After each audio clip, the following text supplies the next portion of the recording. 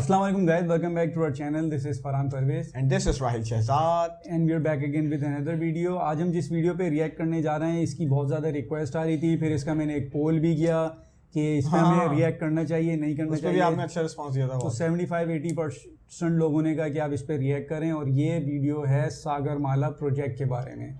Bharatmala project पे हम react कर चुके हैं, जो मैं कहता हूँ बहुत ज़बरदस्त प्रोजेक्ट है। वो ज़रूरी होता है किसी भी डेवलपिंग कंट्री के लिए, अगर आपका नेटवर्क रोड नेटवर्क अच्छा नहीं होता तो इन्वेस्टर नहीं आते, स्लो आते हैं वो, क्योंकि उनकी लॉजिस्टिक कॉस्ट बढ़ जाती है। बहरहाल इस बात को हम बाद में डिस्कस करेंगे, ये एक अलग इशू है, ये लंबी बात है। तो अभी हम जिस पे रिएक्ट कर रहे हैं इसका नाम है Sagarmala project, mega project of India 2020। ये इसमें हमने किसी सब्सक्राइबर का नाम नहीं लिखा क्योंकि इसको इतने लोगों ने रिक्वेस्ट किया है कि हम किसी एक के साथ नाम लिखते तो दूसरे के साथ नाइंसाफी हो जाती है। ये बहुत सारे सब्सक्राइबर तो सब समझ जाओ, जिसने रिक्वेस्ट करी है उन सबकी रिक्वेस्ट पे आज हम रिएक्ट कर रहे हैं। तो चलो यार, इसका ओरिजिनल वीडियो का लिंक आपको टॉप ऑफ द डिस्क्रिप्शन में मिल जाएगा। Make sure to support the original creator. और हमारी लास्ट जो 10 वीडियोज़ हैं जिस पे हमने रिएक्ट किया है वो भी डिस्क्रिप्शन में उनका लिंक मौजूद है, आप चाहें तो जाके देख सकते हैं। चाहिए और इसके बाद हाँ चलें, अब इसमें हम रिएक्शन स्टार्ट करते हैं, फिर देखते हैं ये प्रोजेक्ट हमें कैसा लगा। नमस्कार दोस्तों, मेरा नाम है संस्कार और बहुत बहुत स्वागत है आप सभी का मेरे इस यूट्यूब चैनल पर।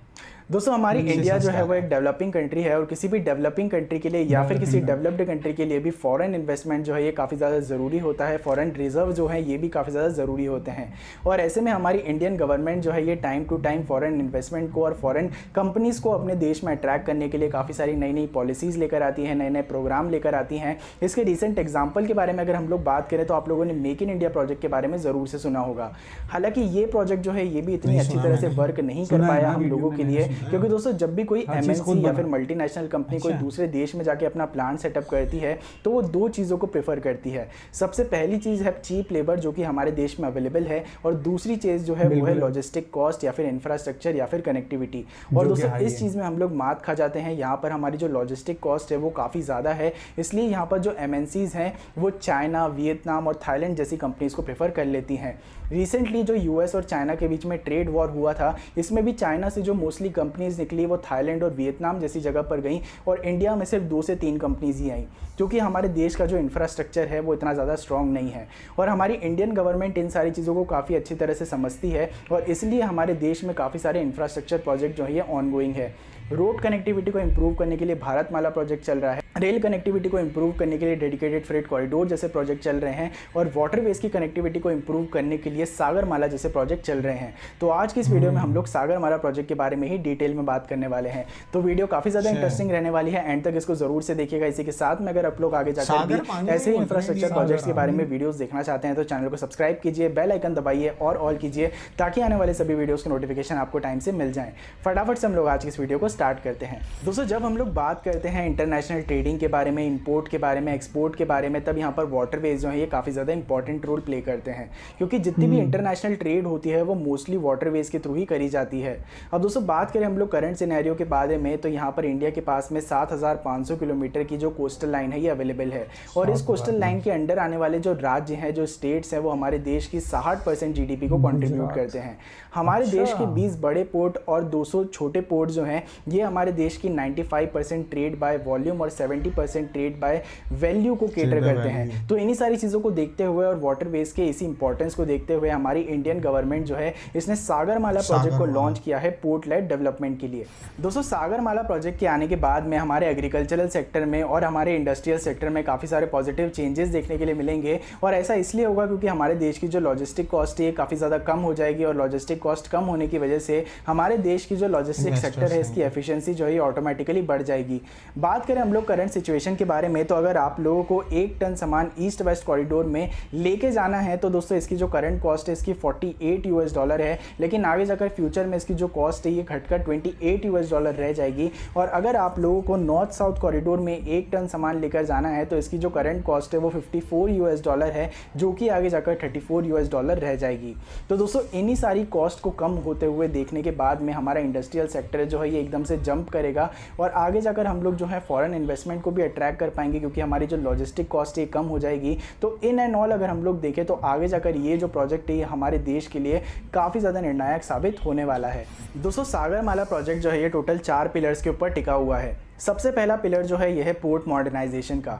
दोस्तों इसके अंडर में हमारे जो एग्जिस्टिंग पोर्ट्स हैं इनको मॉडर्नाइज किया जाएगा, इनकी कैपेसिटी को इंक्रीज किया जाएगा। करंटली 50 से ज़्यादा ऐसे प्रोजेक्ट जो है इनको इंट्रोड्यूस करा जा चुका है, जिसमें कि हमारे जो एग्जिस्टिंग पोर्ट्स हैं इनकी कैपेसिटी को बढ़ाया भी जाएगा और इनके जो मॉडर्नाइजेशन का काम है ये भी किया जाएगा।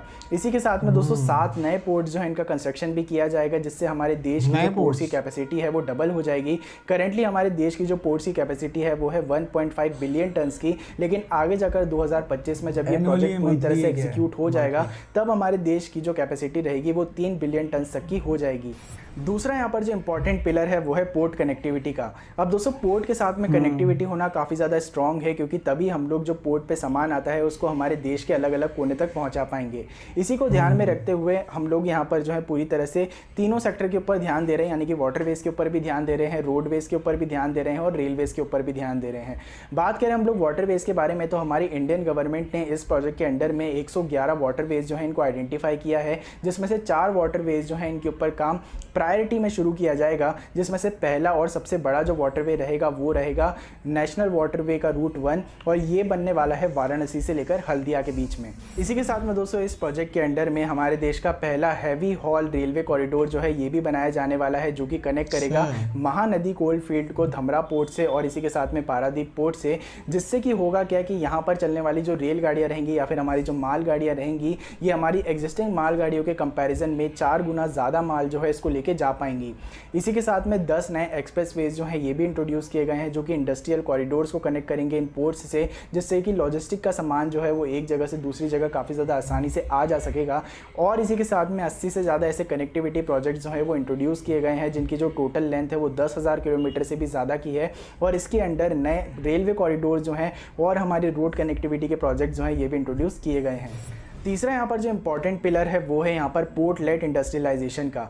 दोस्तों इसके अंडर में 14 नए कोस्टल इकोनॉमिक जोन्स जो हैं इनको आइडेंटिफाई किया गया है, जिसके अंडर में यहाँ पर नए इकोनॉमिक और इंडस्ट्रियल और मैन्युफैक्चरिंग क्लस्टर्स जो हैं ये डेवलप किए जाएंगे, जिससे कि काफ़ी सारी इंडस्ट्रीज़ जो है यहाँ पर आकर अपने प्लांट्स को सेटअप करेंगी और यहाँ पर आकर प्लांट सेटअप करने के बाद में इनकी जो कनेक्टिविटी है पोर्ट्स के साथ में वो काफ़ी ज़्यादा इंप्रूव हो जाएगी, जिससे कि काफ़ी सारी कंपनीज़ जो कि बाहर से रॉ मटेरियल बुलवाती हैं उनको अपना रॉ मटेरियल काफ़ी ज़्यादा आसानी से मिल पाएगा, जो कि इंडियन कंपनीज़ हैं जो कि अपने प्रोडक्ट्स को बाहर भेजती हैं, उनकी जो लॉजिस्टिक कॉस्ट है वो भी काफ़ी ज़्यादा कम हो जाएगी। तो ये इंटरनेशनल मार्केट में कॉम्पिटिटिव प्राइस पे अपने प्रोडक्ट्स जो हैं इनको सेल कर पाएंगी। तो ऑल ओवर यहाँ पर जो फ़ायदा होने वाला है वो एंड कंज्यूमर्स को ही होने वाला है, क्योंकि अगर लॉजिस्टिक कॉस्ट कम होती है तो प्रोडक्ट की जो कॉस्ट है वो भी अल्टीमेटली कम होने वाली है। दोस्तों चौथा और सबसे इंपॉर्टेंट यहाँ पर जो पॉइंट है या फिर जो पिलर है वो है यहाँ पर कोस्टल कम्युनिटी के डेवलपमेंट का।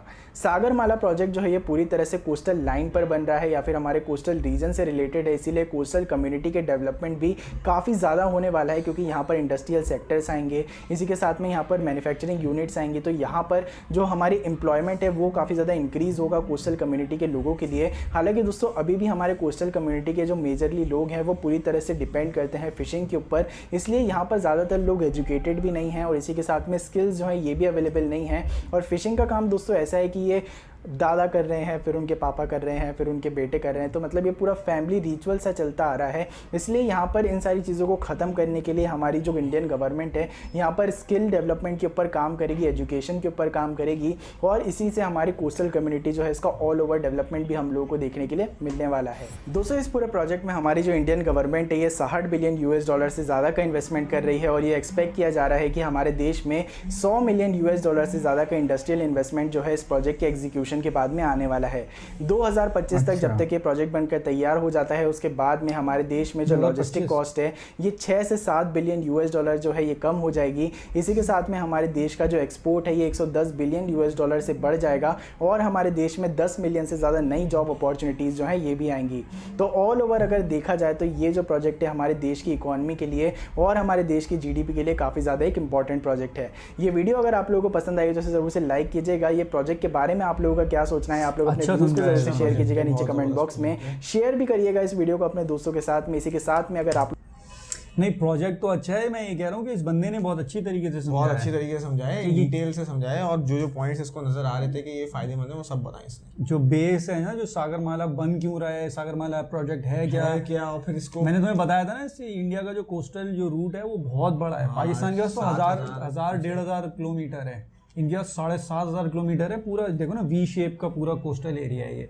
और उसमें कितने 14 नए पोर्ट 14 नए पोर्ट बना रहे हैं 14 बड़े पोर्ट हैं और 200 छोटे पोर्ट हैं। 200? जी मैंने सुना था वीडियो में, 200 पोर्ट छोटे भी हैं। अच्छा यार, तो ये बेसिकली ये लॉजिस्टिक कॉस्ट को रिड्यूस करने की पूरी, और इसके साथ भी इसने सारी चीजें बताई हैं डिटेल के अंदर। इसके साथ और भी कौन से प्रोजेक्ट कनेक्टेड हैं, इसके साथ रोड्स हाईवेज वो इसीलिए कनेक्टेड है ना कि यार अब किसी को अब इन्होंने कुछ इंपोर्ट किया और वो इंपोर्ट करके वहाँ सेंटर में वो दिल्ली पहुंचा रहे हैं। दिल्ली कहाँ है तुमने देखा है ना, सही है। अब वो यहाँ से इंपोर्ट करके वो तो फॉरन जाए ना चीज़। ट्रेन का रूट है, वो जो ट्रेन जो बना रहे हैं वो 4 टाइम्स ज़्यादा लोड ले आ सकती हैं बनस्बत जो नॉर्मल ट्रेन हैं उनके। तो वो एक स्पेशल ट्रेन, उनके इंजन बहुत पावरफुल होंगे, तो जाहिर से उससे लॉजिस्टिक कॉस्ट काफ़ी रिड्यूस होगी। रोड नेटवर्क बना रहे हैं, फिर हर रोड नेटवर्क के साथ इंडस्ट्रियल कॉरिडोर्स बन रहे हैं। अब जो भी कंपनी और साथ साथ उसके साथ वहाँ पर जो बोल रहा है कि जो कोस्टल एरियाज हैं, इंडस्ट्रियल जोन्स हैं, इधर की आबादी जो है ये लोग को भी स्किल डेवलप करनी है उनकी, तो स्किल डेवलप प्रोग्राम्स भी हैं। ये बहुत ज़रूरी होते हैं, स्किल डेवलप प्रोग्राम्स जो होते हैं बहुत फ़ायदेमंद होते हैं। एजुकेशन प्रोग्राम्स के साथ साथ ये भी बहुत ज़रूरी होते हैं। तो ये है कि उन लोगों को जिनको कुछ नहीं आता, जिन लोगों को जिनकी एजुकेशन नहीं है वहाँ पर अवेलेबल, जिनके पास उनको यूटिलाइज किया जाए, तो उनको यूटिलाइज करके स्किल डेवलप के प्रोग्राम्स में उनको लाया जाए और फिर वो उसी के ज़रिए उनको वहाँ पर जॉब्स अपॉर्चुनिटीज़ मिलती हैं। बिल्कुल हाँ, ये अच्छी, ये मुझे बहुत ज़बरदस्त लगती है ये इस टाइप की कुछ प्लानिंग होती है। तो भारतमाला प्रोजेक्ट था, वो भी ऐसा ही था भाई। वो कितना था यार, 20 कितना हज़ार, पता नहीं 25-30 हज़ार किलोमीटर का रोड, जगह जगह एक नहीं मुख्तलिफ मिलाकर वो भारतमाला, वो रोड वो इंडिया के, ये कोस्टल का था, ये तो ये इसका नाम सागरमाला है, सिर्फ उसी से रिलेटेड है। और वो भारतमाला जो है वो जो इंडिया के अंदर के रोड्स हैं उनकी कनेक्टिविटी को, मोटरवेज को और इन सबको बनाना। तो प्रोजेक्ट तो हमको बहुत अच्छा लगा। अब यार ये 2025 तक का है, अभी तो इस पे काम चल रहा है। देखें अब ये 25 तक जाके कंप्लीट होगा तो क्या सिचुएशन होगी। 5 साल हैं, it's a very long way to go. तो उम्मीद है कि ये बिल्कुल तरीके से हो जाएगा, इन टाइम प्रॉपर्ली ये बन जाएगा पूरा प्रोजेक्ट। सारे जो पोर्ट्स इन्होंने सोचे हैं वो बन जाएंगे, उन पोर्ट्स के साथ जो इंडस्ट्रियल कॉरिडोर्स इन्होंने सोचे हैं वो बन जाएंगे, कंपनीज आ जाएंगी, जो चीज़ें हैं वो आ जाएंगी। बहरहाल वीडियो हमको बहुत अच्छी लगी। हमको ज़रूर कमेंट सेक्शन में बताइएगा कि हमारा रिएक्शन आपको कैसा लगा और हमारे रिव्यूज़ कैसे लगे। ये नीचे जो वीडियोज़ हैं, हमारी प्रीवियस वीडियोज़ हैं, इनको ज़रूर देखिएगा। इस चैनल को ज़रूर सब्सक्राइब करें और जिन वीडियोज़ पे आप चाहते हैं कि हम रिएक्ट करें, हमें कमेंट सेक्शन में उसका लिंक और टाइटल दोनों प्रोवाइड करें। तो आपकी बताई वीडियो पे हम ज़रूर रिएक्ट करेंगे। मिलते हैं आपसे नेक्स्ट वीडियो में, तब तक के लिए अल्लाह हाफ़िज़।